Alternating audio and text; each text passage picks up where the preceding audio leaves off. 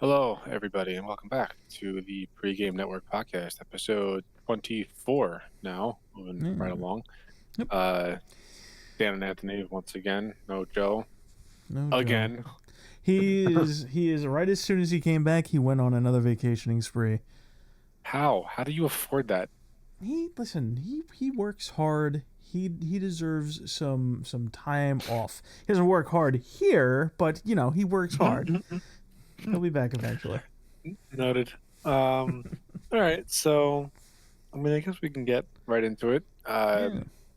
I mean, my list of games played has been slightly expanded upon since we last spoke. Ooh, do Um, tell. yeah, so I've been playing Witchfire, Darktide, Ragnarok, a little bit of Helldivers, Space Marine, and I'm installing Remnant 2 now. Getting back into Remnant 2. Yeah, Was it to play that last expansion, or have you already played that yeah. already? No, I haven't. I actually haven't touched it yet. I started installing it today. But apparently it's great again. So something else to take up my time. Uh, as far as the Darktide major update goes, it's great. It's everything that it should have been from day one, and the new map or I don't even know what you would call it.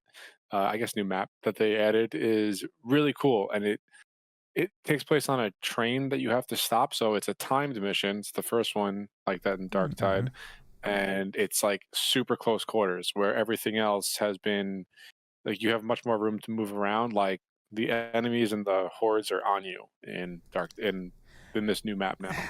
How does that end up playing? Because obviously different classes have different focuses. So how does that Right. work So out for like everybody? every class has a different they all have different options as far as close, medium, and long range go. Mm-hmm. But like I usually play as the Ogryn or the Psyker, and it's like I had to really change my approach to how I play the game because I like all the range guns, and you're so on top of each other in this map that like I've only beaten this new mode or this new map once. It's tough, even on like the lower difficulties, and I usually play on the hardest. So that's been an experience or a change of pace in Yeah. Darktide.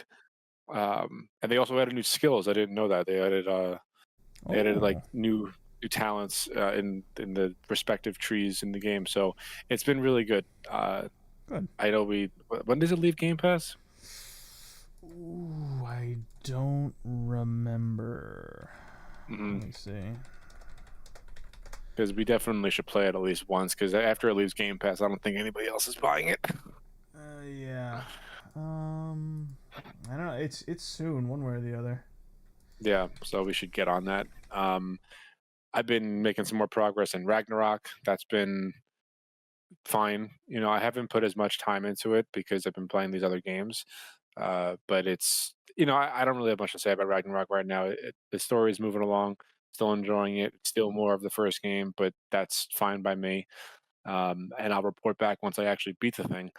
Helldivers 2, I just kind of putz around from time to time. I just want to I like to see how the different weapons feel, and it still feels much better to play. Uh, but I haven't really been playing it all that much. It's just something that I kind of dip my toes back into whenever I got like a free 40 minutes or something.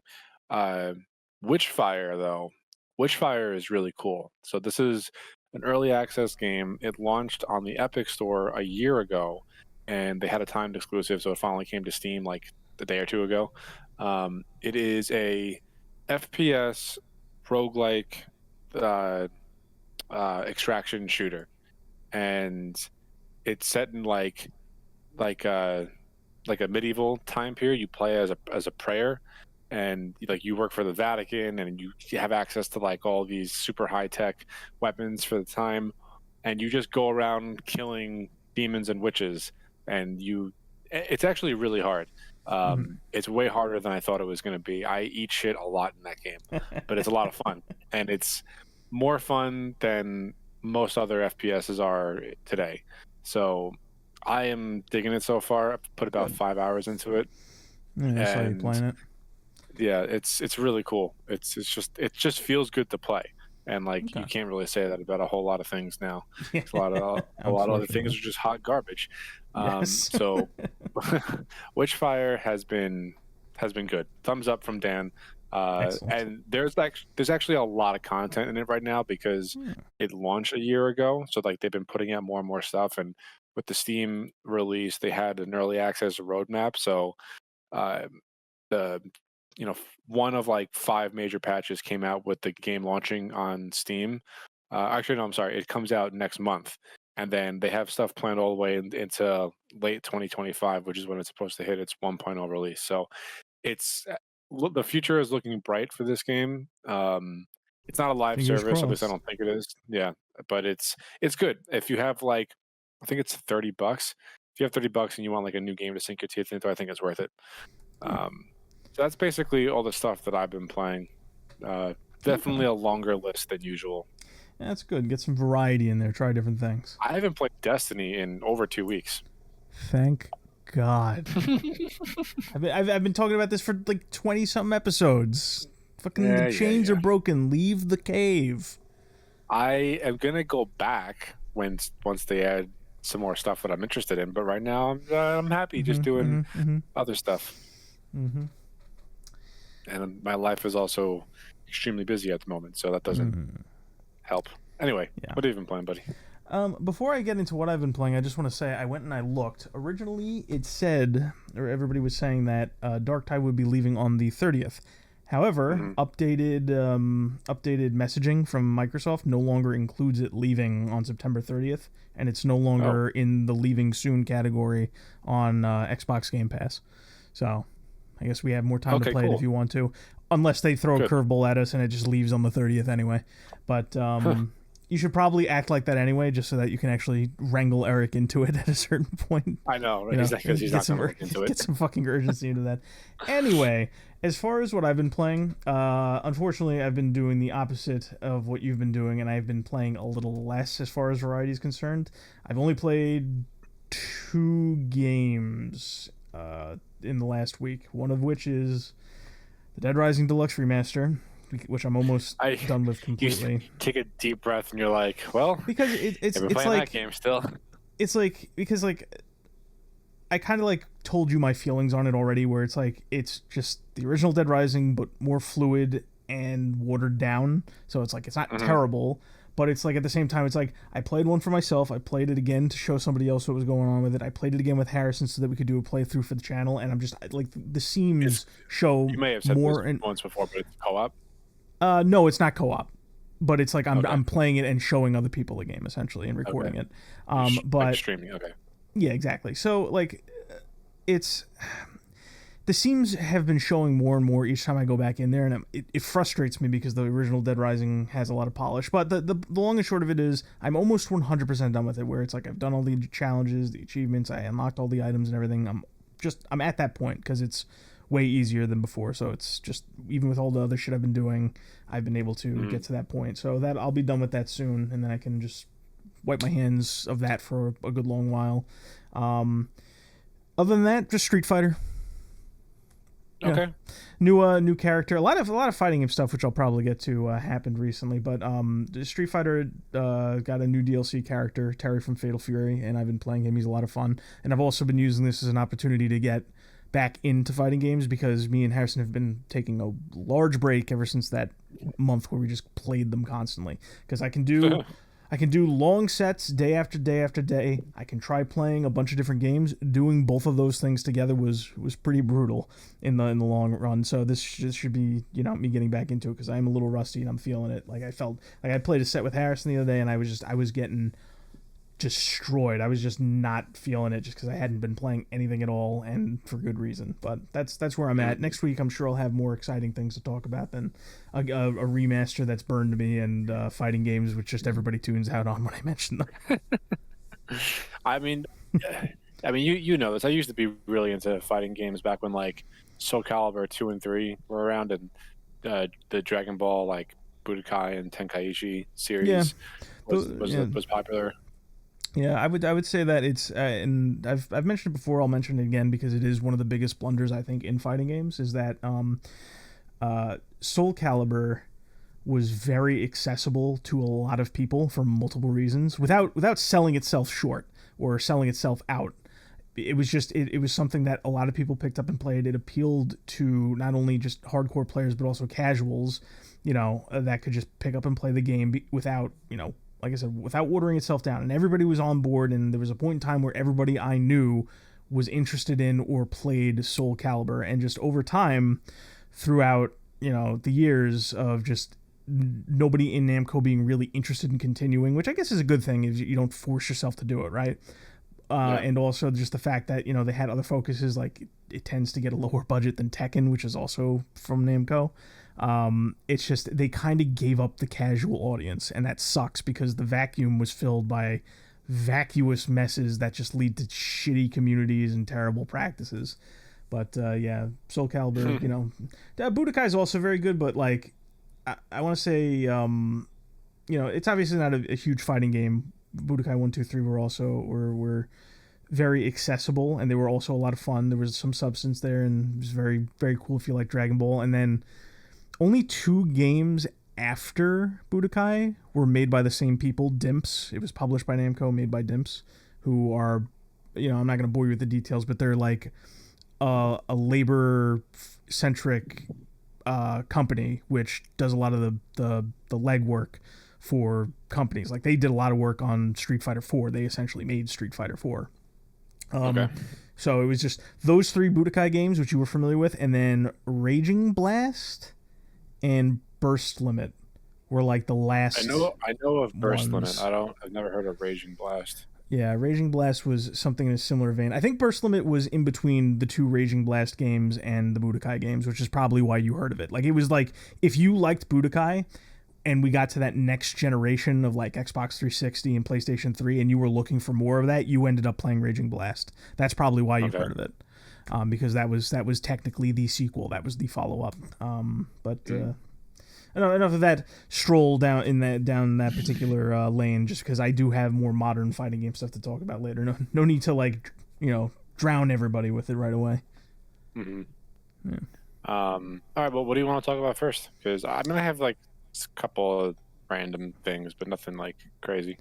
Well, hit me with what you got. I've got 3 things to talk about that are kind of big. One being the biggest, which I'll save for the end. Okay. Well, this whole Assassin's Creed thing going on, I think Ubisoft is like a strong breeze away from just completely crumbling. They are in bad shape right now. Dan, that is excellent because that is one of the 3 things I wanted to talk about. So we can absolutely start there. Assassin's Creed and Ubisoft in general, really, because we talked about Assassin's Creed. I want to say like 15 episodes ago about.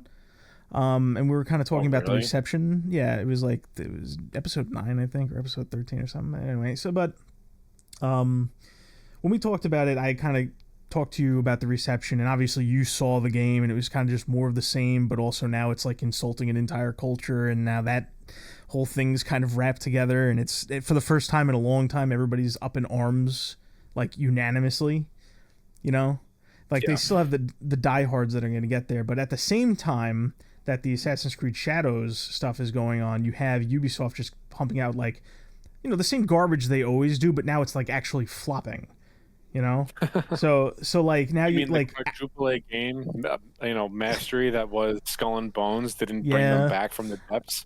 I know, amazing, no pun intended. Isn't it?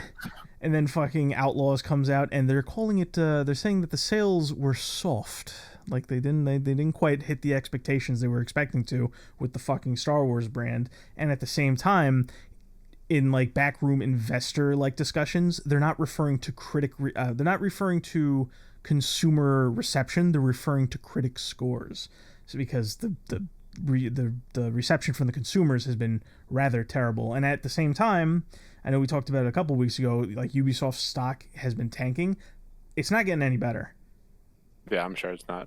Yeah, and apparently, there's talk, you got the CEO coming out and saying, we're here to focus on just good gaming experiences in response to all the cultural stuff. Horseshit. Yes. So, and then you have activist insiders on the inside basically saying we need to rally support for these causes, but only like 10% of the shareholders are actually interested in furthering these cultural causes. So I think they're trying to course correct there. They delayed Assassin's Creed Shadows to February. Humorously, It falls on Black History Month. I thought that was pretty funny. And so like you have that going on, and it's actually funny. If you look at the delay, you know, the fucking we love those apology cards from developers, but if you look at the one for Assassin's Creed Shadows, there's one for every language, right? And at the very bottom they talk about refunds that you can get. Humorously enough, the Japanese version of that card does not offer refunds. So I thought that was pretty funny too. So that's just a whole shitstorm. Top to bottom, Shadows has been a shitstorm. It's all of the mediocre shit from Assassin's Creed mixed with terrible cultural decisions, mixed with, you know, self-righteousness where they're trying to rewrite history and they're hiring, you know, all these historians, and the historians get so chewed out that they basically retreat from the internet and the world at large. And it's just a full-blown disaster. And they're talking about the possibility that Ubisoft is like an inch away from liquidation. Yeah, I mean, it seems that way. They've been making some terrible games for like over a decade now, I would say. Yeah. They used to be the ones to push innovation. Like they were one of the big studios. Like all of that stuff, all the stuff that they coast on comes from a genuine root.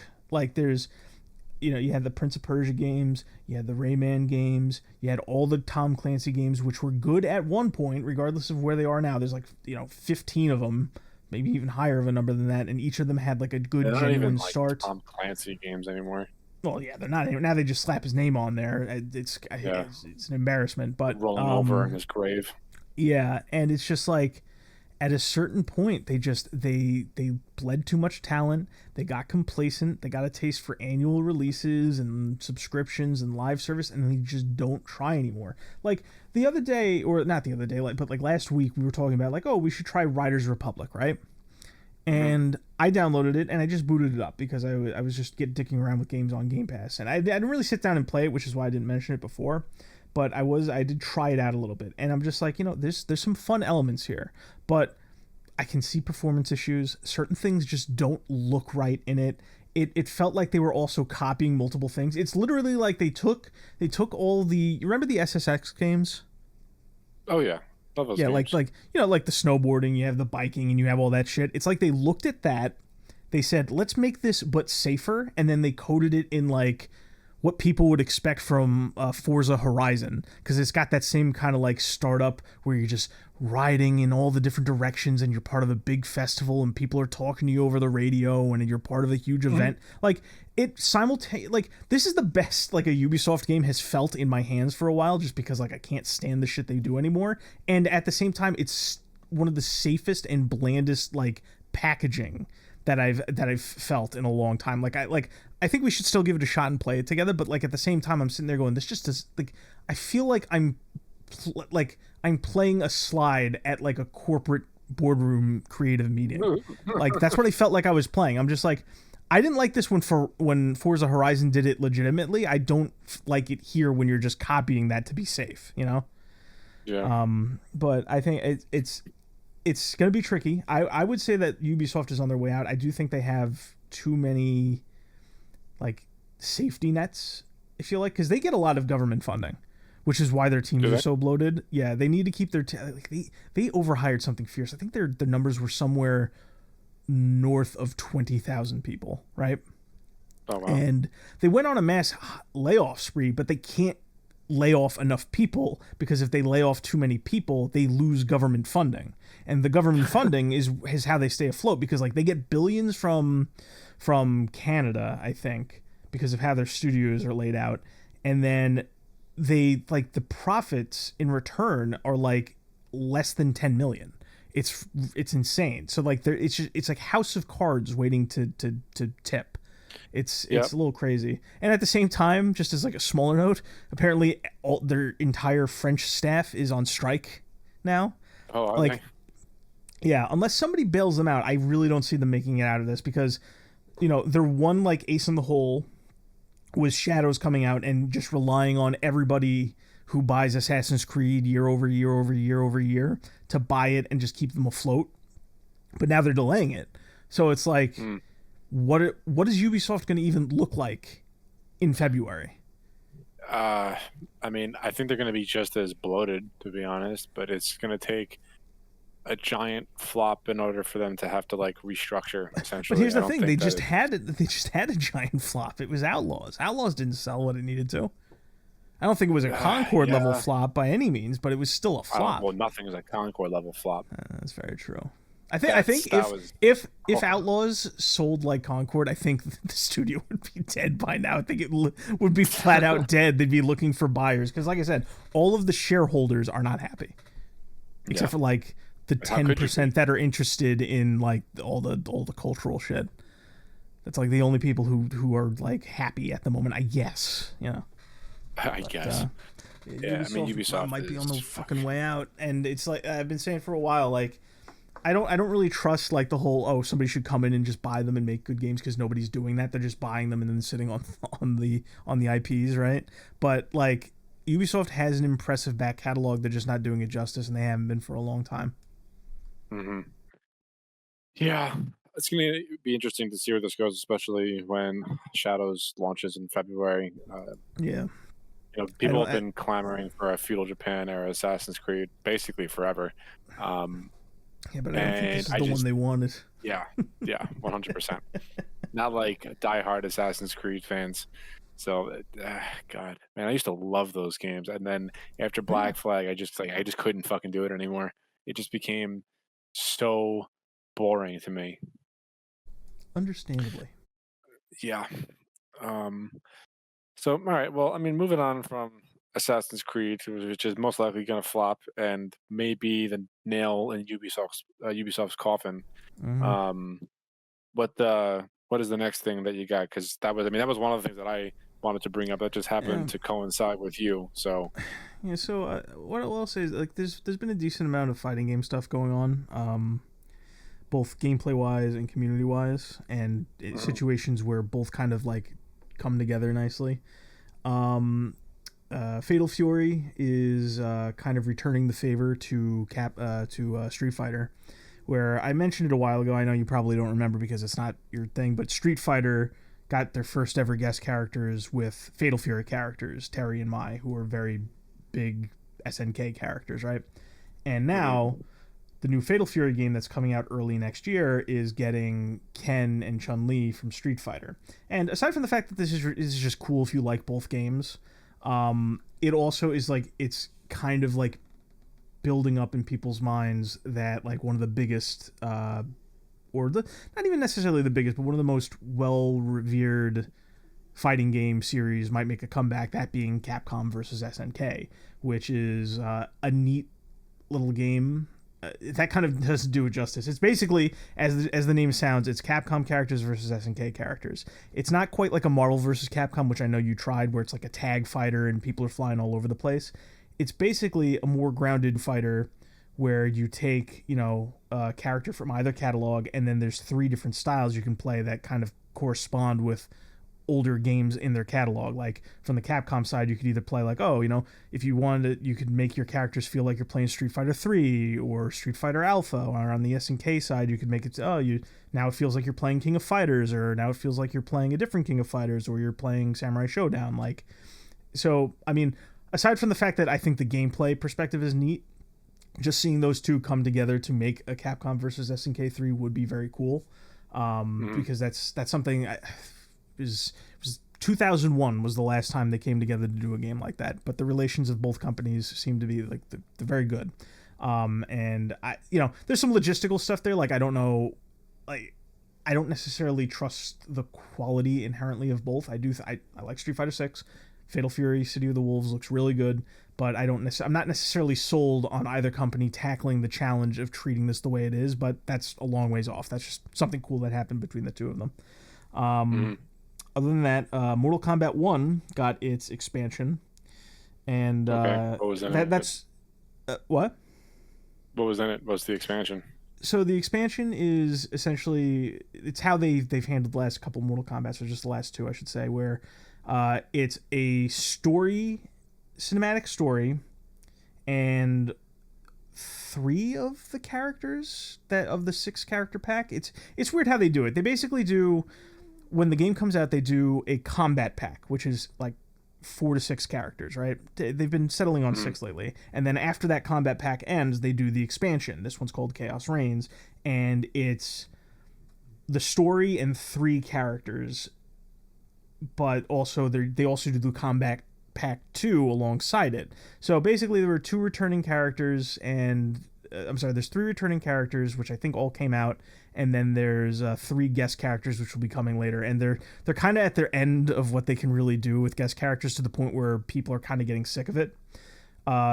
In Mortal Kombat 9 and 10, they did horror characters. So you had Freddy Krueger, Jason Voorhees, Leatherface, Alien, Predator, right? And then in Mortal Kombat 11, they did action heroes.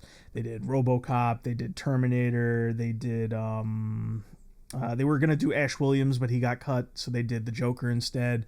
They did Spawn. And basically at that point they had said, oh, we've had this list forever of characters that we just wanted to do if we could ever do them. And I don't really believe that they still have characters on that list anymore, because you had Peacemaker, you had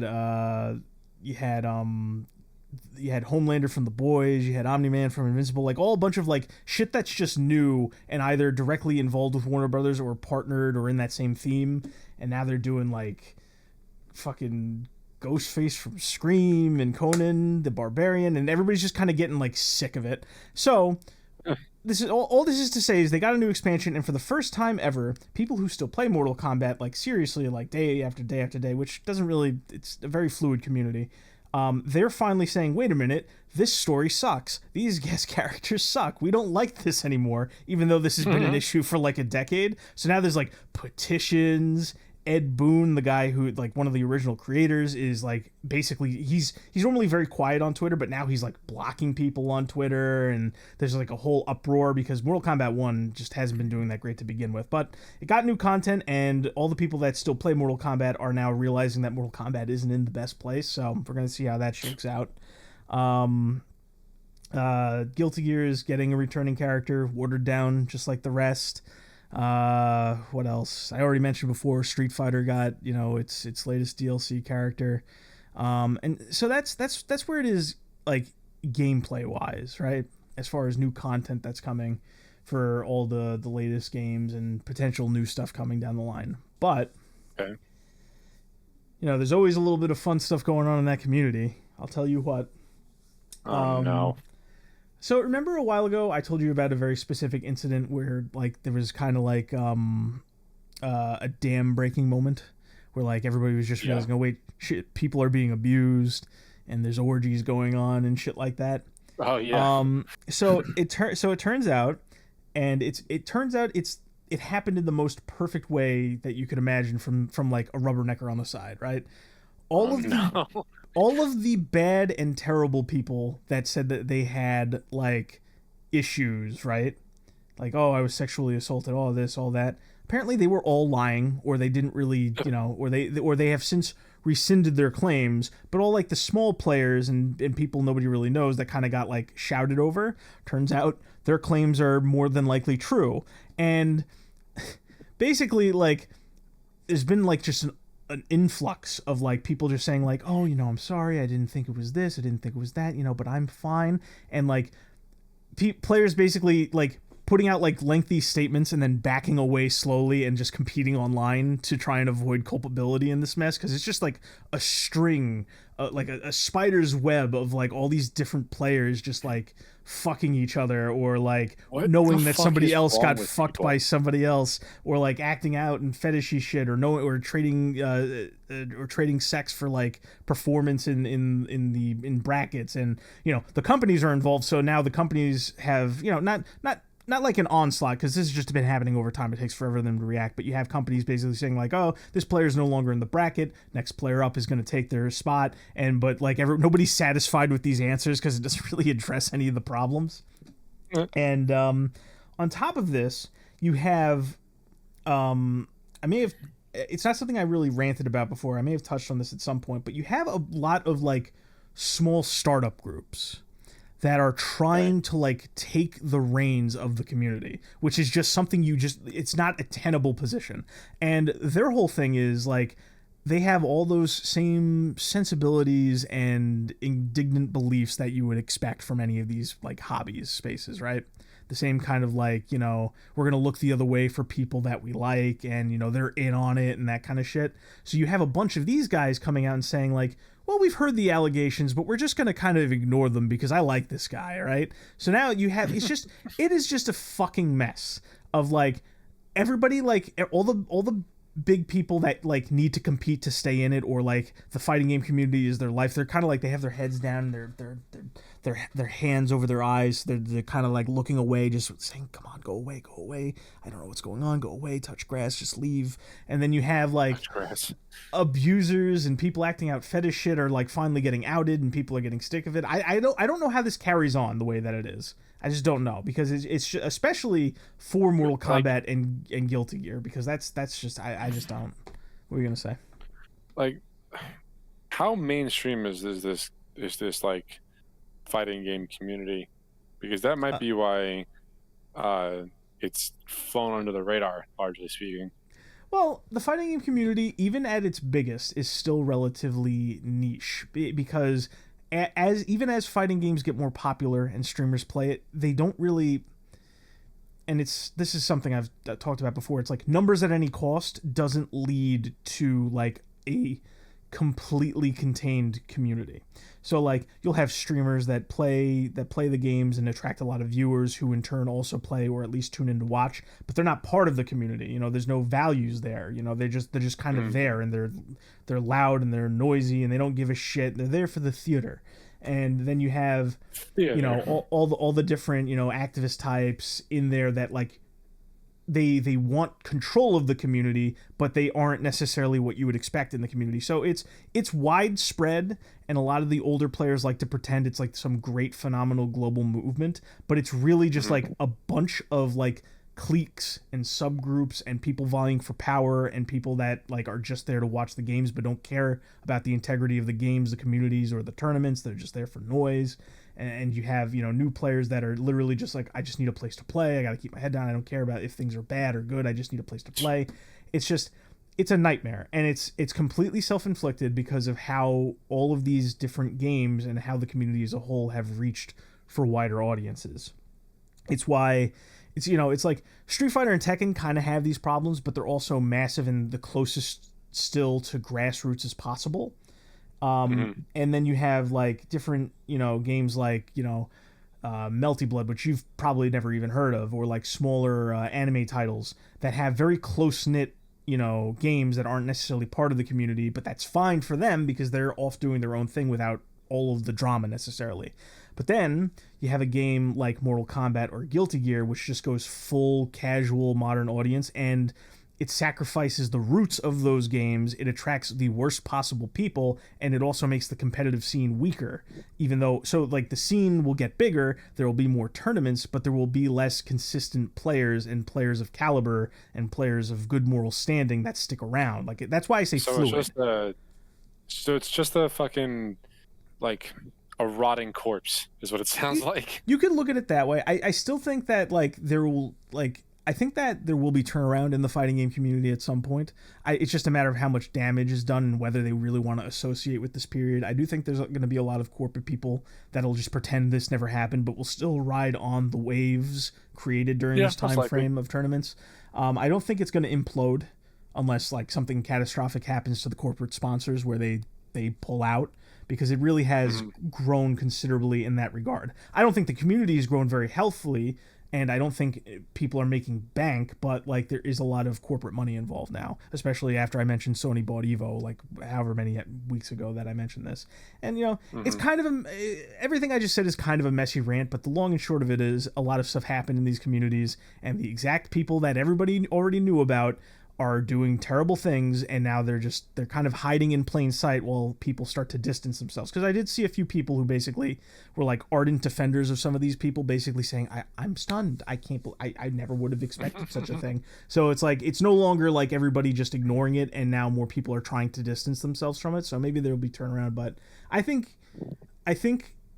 Mortal Kombat and Guilty Gear in particular, like those communities are just like they're scuffed. I don't know how you recover, because they've torn up their roots. They actively fight against their legacy franchises, and at the same time you're just in mass just importing like a mixture of people who do not care about the games, some are open degenerates, some are like just really violent bad people, and it's just like, it's not like that's not how you build a community. A community is built by, you know, shared interests and people coming together for the love of the game and, like, you know, the community. And, you know, I'll say something like that, and then you'll have like some guy who's been around for like 15 years, you know, actively competing while I've been like very passive with it, and they'll just say, no, the community is better than ever because, and then they'll show like an image of like I taught a kid how to do a combo the other day. How could you say the community's not phenomenal? And I'll just be like, I don't care. Like, yeah, people get into fighting games all the time. That doesn't change all of the bullshit that's going on around it. But, you know, if I try to rant about it and I go down that tangent, I'll be going down on a tangent. But the long and short of it is, a lot of games got content recently, a lot of fans aren't happy, and a lot of people are getting exposed. That's what's going on with the fighting game stuff right now. Noted. Yeah. Noted. All right. Well, I mean, I hope it gets better. Obviously, I don't think it will anytime soon. But like I said just before, and like I said when I kind of gave you the whole Evo spiel, I do think things will get better. It's just a matter of how much grief and strife needs to happen beforehand, and what it looks like at the end of it. Kind of, that goes for almost anything, I would say. It's very true. What else? In other news, what was it, 20th anniversary of the PlayStation or the PS5 came out, and scalpers scooped it up within seconds. Oh, absolutely. Those scalpers. I mean, who doesn't love those scalpers? I can't say that I'm docked or anything, but yeah. And God, is that ever going to change? it's. I don't think it'll change anytime soon, just because there are very clear and obvious measures you could take to avoid scalping if you really put your noggin to it and you assign a team to it. Yeah, but the problem really gotta be a diehard fan. But what I mean to say is, like, Sony side, they could do something about this. Same thing with Nintendo with all of their products. But here's the thing: selling out looks really good when it comes to products. Yeah. So if you announce something like a PlayStation Pro, and you have people like me and you going, I don't know if it's worth the money. What am I even going to play on it? And then on the other side, you have Sony diehards saying, well, it's just not for you. It's for, you know, the real people that want to play this. And then all of us just turn and look in a different direction, and we notice, oh, sold out. Looks good for Sony, you know? So sure, there's scalpers. Yeah. Sure, there's like eBay listings for like these pre-orders that are like, you know, anywhere from $30 to $100 more than the list price are. But, you know, it's just, that's Sony stuff's just selling well, you know? That's what they'll read it as. Yeah. Did you hear they are remastering Soul Reaver 1 and 2? I did.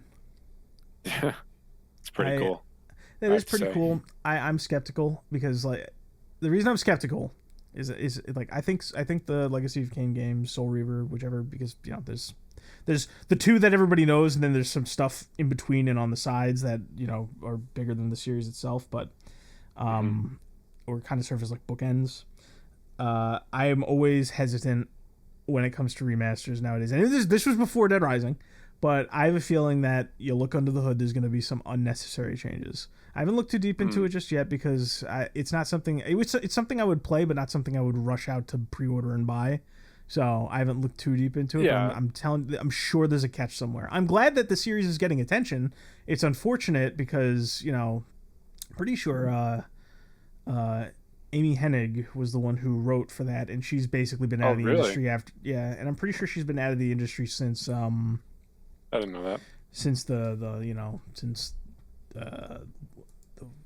why am I forgetting his name? Druckmann. Since Druckmann, you know, basically cast her out of Naughty Dog. Right. So, you know, but anyway, the series does deserve more attention and love. It was kind of left to kind of just hang in the past. So it's nice it's getting attention. Although I'm sure there are some strings, attached to that return. Most likely. Yeah. Most likely. Sony State of Play happened, right? Like yesterday or the day before? Oh my god. Yeah, let's talk about this because there was Sony State of Play and TGS has been going on, and I'm just like, there's nothing. There's like nothing, Dan. I mean, they announced the Ghost of Tsushima sequel. That was probably like the biggest thing that come out of that press conference. Let's save that for last because there's a lot to talk about. You have thoughts? Yeah, we not just it's a bigger picture, but yeah, that was announced, and I think a lot of people are going to be very happy with that. I still have yet to play the first game. I really want to. Me neither. Yeah. I like Sucker Punch. They haven't broken my heart yet.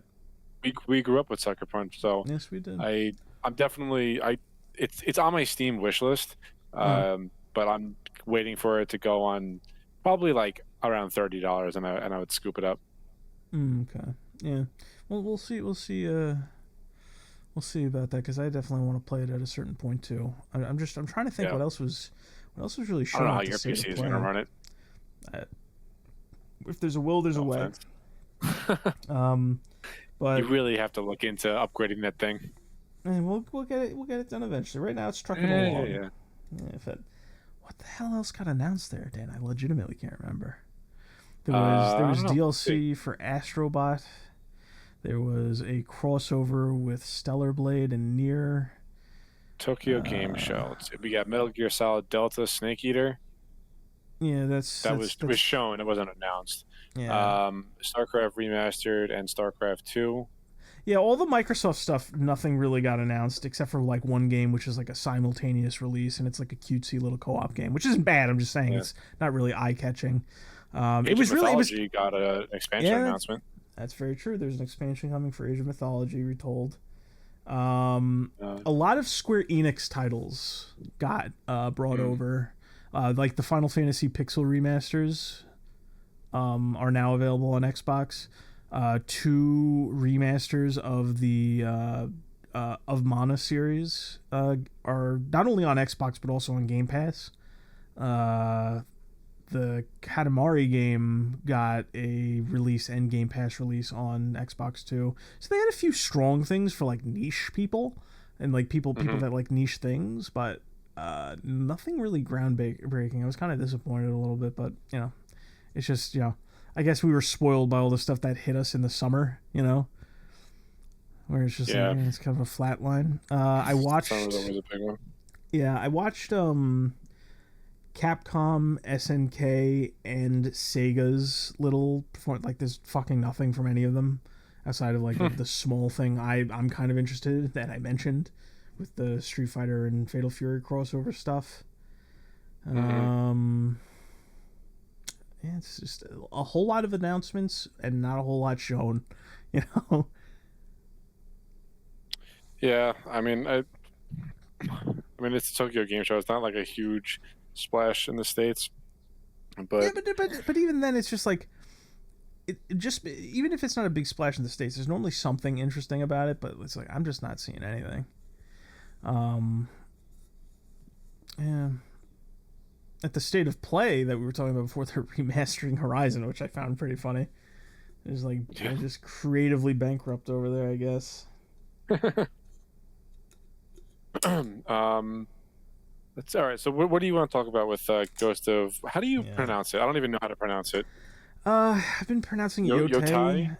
It might be Yotei. Okay. I'm just bigoted like that. I have no idea how it's pronounced. So you've been paying a little bit of attention. Yeah, let's figure out how it's pronounced before I start ranting. Let's see. There's a YouTube video for it. Oh my god, get to the fucking point.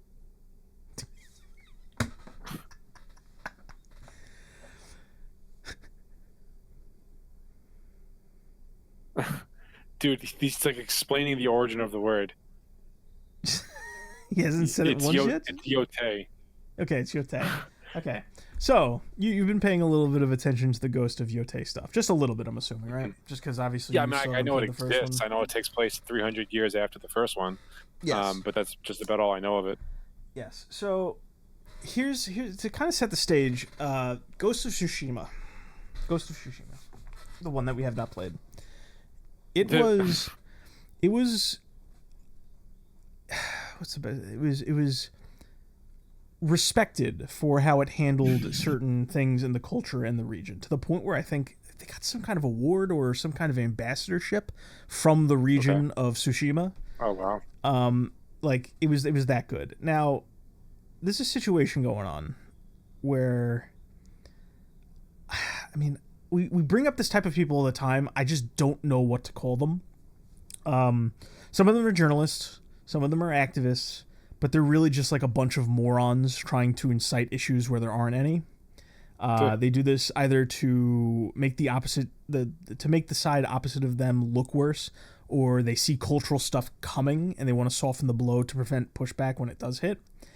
And these people are creating a narrative that gamers, quote unquote, are angry about the fact that the protagonist for this new Ghost game is a woman. And now, okay, you'd think they'd be happy about that. But here's the thing. I'm sure that those people do exist, right?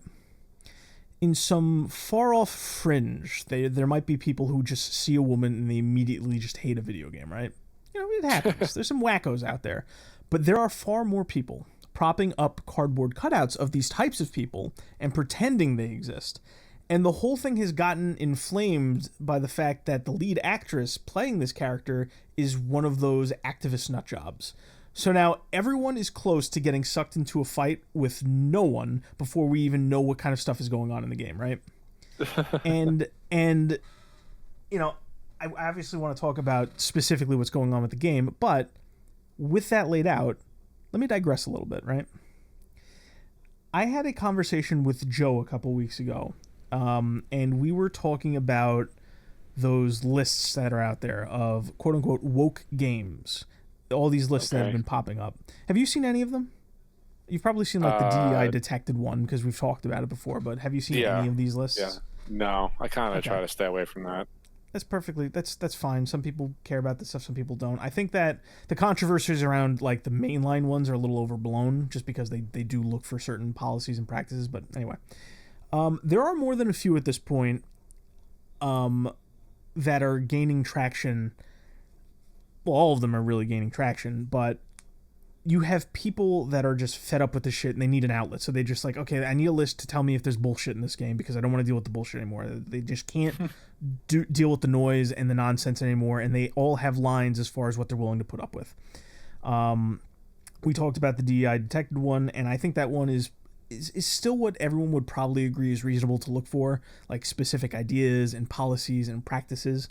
But when you look at some of the others, they have, we'll call it a low threshold, Dan, where they will say like, you know, oh, there's one character that might be gay, so the whole game's woke. And I don't think that's a good way to look at games. Well, that's not fair. Yeah, like me personally, I care more about intent. I've said this before. I will go a bit further with my skepticism to judge events that led up to questionable decisions, or by examining potential root causes behind very glaring things that stick out. That's what I do. Like, as a recent example, Dead Rising Deluxe Remaster. The censorship in that game has very obvious reasons when you look at it. Capcom, as a publisher, has adopted a lot of these modern sensibilities policies which lead to changes to things like erotica in Dead Rising. And they outsource the game to a studio in China, which leads to the removal of lines referencing communism and one of the later bosses who is Chinese getting major changes to the way he looks, right? Like, those are things that I can point to because the game is a remaster of something that already existed, and there are very glaring changes that don't belong there. So that's kind of easy to point to. But let's look at something that's a little less obvious, where you can also see the nonsense. Like, I look at something like a Guilty Gear Strive. Everything in that game is a more consumable version of the games that came before it. A lot of things in gameplay, but much more noticeably in how characters are designed and stages are designed, and that peaked in an instance where two male characters who were always unambiguously men when it came to discussing them and their stories, but they had like androgynous or feminine features. They had their characters changes to align with, you know, modern gender shit, which was never something anybody considered for either of them.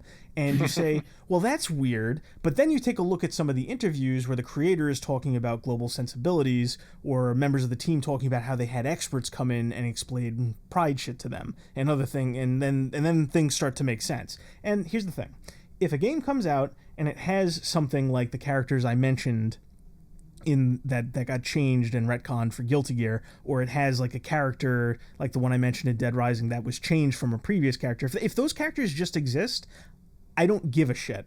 I give a shit about like what led to that. Like if you're interfering with the creative process, or you have policies in place, like if it, like yes, I care about intent. I care about it more than fucking everything. That's why I keep ranting about it. You know, I don't care about particular individual things. Like if Larry the Butcher from Dead Rising just looked the way he did and there was never a version beforehand that was changed, you think I'm going to give a shit about the way he looks?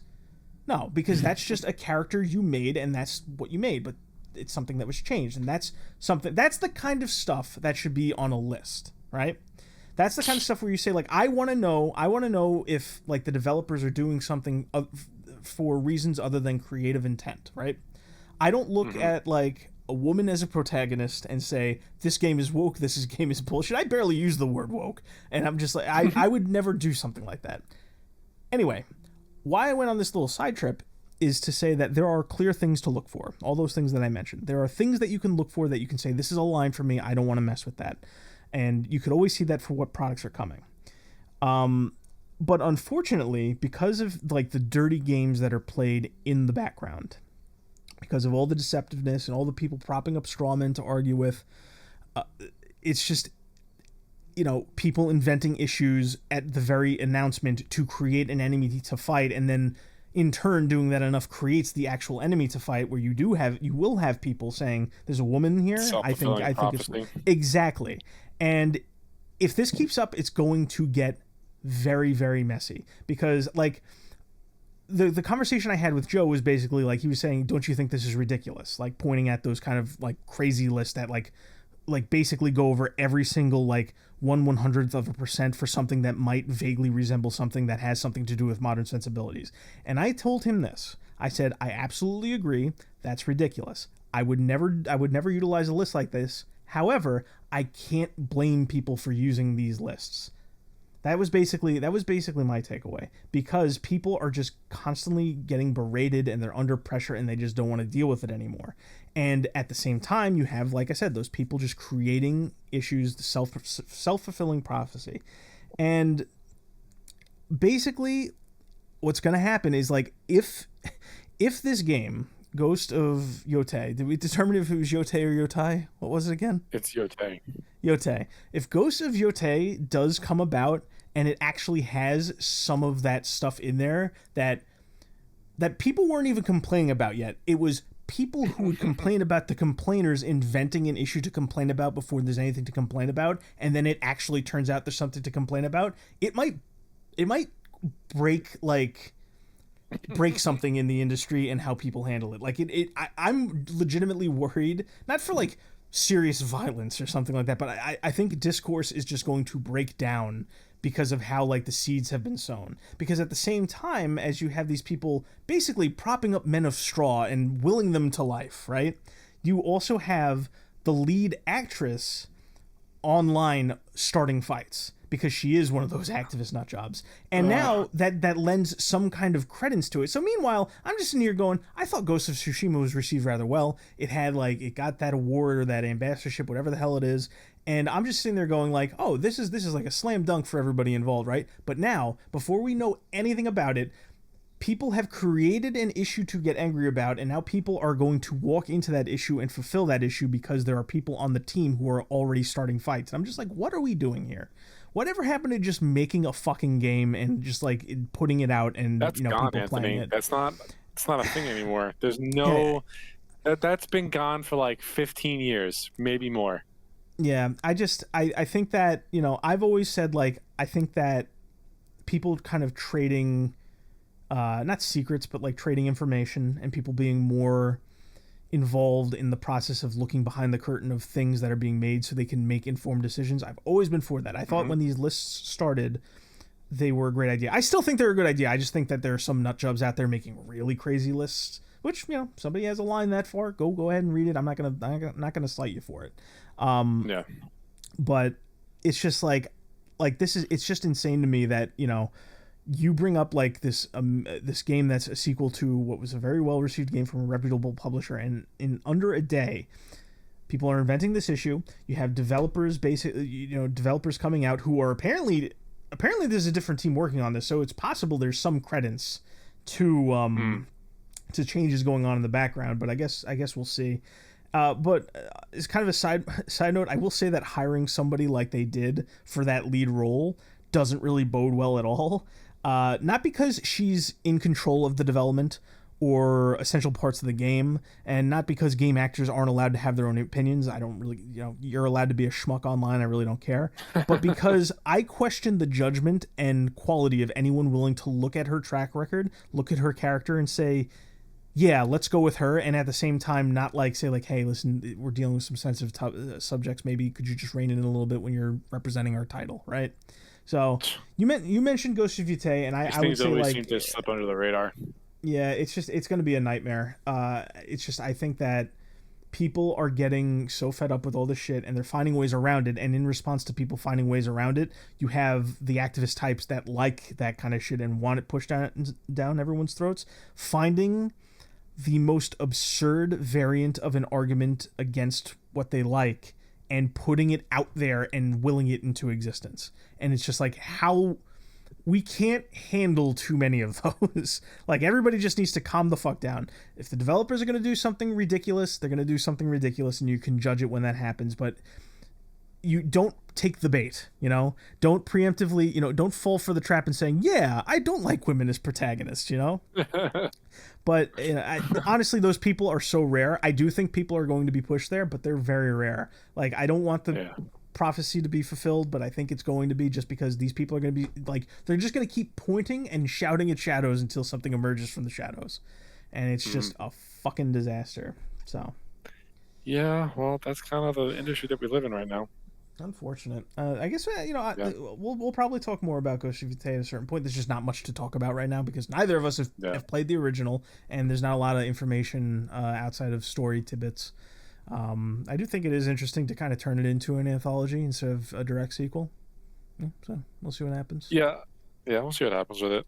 I mean, with that said, I don't really have anything else. It's been kind of like a slower week for me. It has been, really. I mean, to be honest, there's really just nothing going on, despite the fact that TGS is going on and Sony did their state of play or whatever. There's just not a lot of excitement, I think a lot of ducks, a lot of things are just lined up, and they're ready to like. I finally tried Frostpunk 2. Oh, how'd that go? I didn't play it for that long. I had to go somewhere like shortly after playing it, but it is definitely not like the first one. I'll go into it more next week. Yeah, when you have time to play it and sit down with it, we'll talk about it during the opening segment. But keep on playing good games and trying new things. Yeah, not Destiny. All right, well, I think that about does it then. I'm going to try to play the new Remnant DLC this week and give Frostpunk 2 a longer shake than what I did earlier. But with that being said, I think that about does it for us. All right, cool. Well, thank you for listening, and be doing the same thing next week. So see you then. Bye-bye. Bye-bye.